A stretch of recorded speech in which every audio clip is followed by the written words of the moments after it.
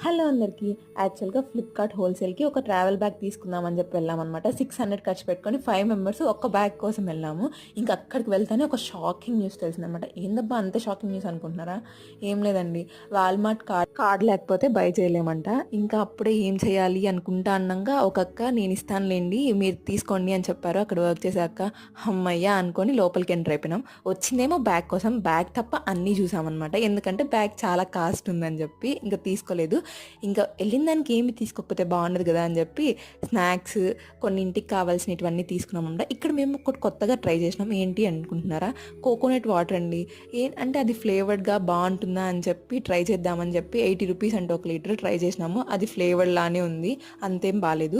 ఇంక ఇక్కడ ఏందబ్బా అంత నవ్వుకుంటున్నారు అనుకుంటున్నారా? ఏం లేదండి, 20 రూపీస్ లేస్ ప్యాకెట్కి 5 రూపీస్ లేస్ ప్యాకెట్ ఫ్రీ అంట. అది వాళ్ళు బ్లూ ఇచ్చారు, మాకు బ్లూ వద్దు గ్రీనే కావాలి అని చెప్పి వాళ్ళు గ్రీన్ లేదు అని చెప్పి సో అది